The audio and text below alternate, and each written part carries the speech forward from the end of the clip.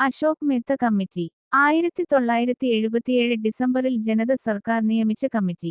Committee on Panchayati Raj institution കമ്മിറ്റിയുടെ പേര്.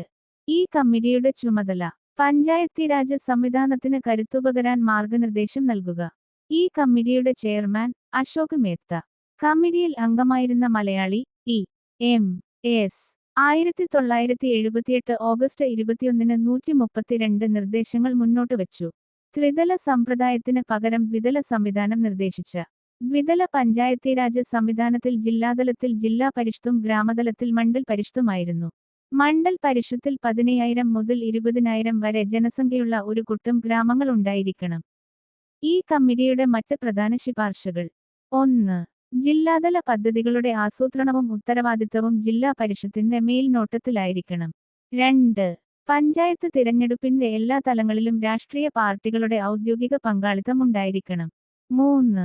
സ്വന്തം സാമ്പത്തിക സ്രോതസ്സുകൾ സമാഹരിക്കാൻ പഞ്ചായത്ത് രാജ് സ്ഥാപനങ്ങൾക്ക് നിർബന്ധിത നികുതി അധികാരമുണ്ടായിരിക്കണം. 4. ദുർബലരായ സാമൂഹിക സാമ്പത്തിക വിഭാഗങ്ങൾക്കായി അനുവദിച്ച ഫണ്ട് യഥാർത്ഥത്തിൽ അവർക്കായി ചെലവഴിക്കുന്നുണ്ടോ എന്ന് പരിശോധിക്കാൻ ഒരു ജില്ലാതല ഏജൻസിയും നിയമസഭാംഗങ്ങളുടെ ഒരു കമ്മിറ്റിയും പതിവായി സോഷ്യൽ ഓഡിറ്റ് നടത്തണം. 5. ന്യായപഞ്ചായത്തുകളെ വികസന പഞ്ചായത്തുകളിൽ നിന്ന് വേറിട്ട് നിർത്തണം. യോഗ്യയുള്ള ഒരു ജഡ്ജി അവരെ നയിക്കണം. 6. സംസ്ഥാനത്തെ മുഖ്യ തെരഞ്ഞെടുപ്പ് ഓഫീസർ, ചീഫ് ഇലക്ഷൻ കമ്മീഷണറുമായി കൂടിയാലോചിച്ച് പഞ്ചായത്ത് രാജ് തിരഞ്ഞെടുപ്പ് സംഘടിപ്പിക്കുകയും നടത്തുകയും വേണം. 7. പഞ്ചായത്ത് രാജ് വകുപ്പിൽ ഒരു മന്ത്രിയെ നിയമിക്കണം. അദ്ദേഹം പ്രവർത്തനങ്ങൾ നിയന്ത്രിക്കണം. 8. പട്ടികജാതി പട്ടിക വർഗക്കാർക്കുള്ള സീറ്റുകൾ അവരുടെ ജനസംഖ്യയുടെ അടിസ്ഥാനത്തിൽ സംവരണം ചെയ്യണം. 10. പഞ്ചായത്ത് രാജ് സ്ഥാപനങ്ങൾക്ക് ഭരണഘടനാപരമായ അംഗീകാരം നൽകണം. 1980-ൽ ജനതാ ഗവൺമെന്റ് അധികാരത്തിൽ നിന്ന് പുറത്തുപോയതോടെ കമ്മിറ്റി ശുപാർശകൾ നടപ്പാക്കാതെ പോയി. കർണാടക പോലുള്ള ചില സംസ്ഥാനങ്ങൾ അശോക് മേത്ത കമ്മീഷന്റെ നിർദ്ദേശപ്രകാരം പഞ്ചായത്ത് രാജ് സംവിധാനം നടപ്പിലാക്കി. പി. കെ. തുംഗൺ കമ്മിറ്റി 1989-ൽ രൂപീകരിച്ച 1988 എന്നാണ് ലക്ഷ്മികാന്ത് ബുക്കിൽ. പാർലമെന്ററി സബ് കമ്മിറ്റി പഞ്ചായത്ത് രാജിന് ഭരണഘടനാപരമായ അംഗീകാരം നൽകണമെന്ന് നിർദ്ദേശിച്ചു. ഈ കമ്മിറ്റി മുന്നോട്ട് വച്ച മറ്റ് നിർദ്ദേശങ്ങൾ: 1. ത്രിതല പഞ്ചായത്ത് സംവിധാനം തുടരണം. 2.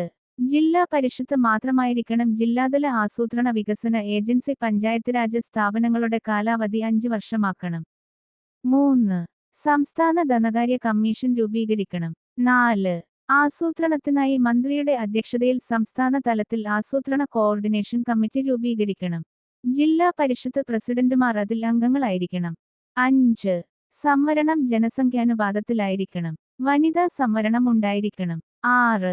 ജില്ലാ പരിഷത്തിന്റെ ചീഫ് എക്സിക്യൂട്ടീവ് ഓഫീസറായി ജില്ലാ കളക്ടറെ നിയോഗിക്കണം. ഗാഡ്ഗിൽ കമ്മിറ്റി 1988-ൽ ഐ. എൻ. സി നിയമിച്ച കമ്മിറ്റി. ഈ കമ്മിറ്റിയുടെ chairman V. N. Gadgil. Panchayati raj സ്ഥാപനങ്ങളുടെ കാലാവധി 5 വർഷമായി നിജപ്പെടുത്തണം എന്ന് നിർദ്ദേശിച്ചു. പഞ്ചായത്ത് രാജ് ഭരണഘടനയോട് കൂട്ടിച്ചേർക്കണം എന്ന് നിർദ്ദേശിച്ചു. എസ്. ടി വിഭാഗത്തിനും വനിതകൾക്കും സംവരണം നിർദ്ദേശിച്ചു. ത്രിതല സംവിധാനം തുടരണം എന്ന് നിർദ്ദേശിച്ചു.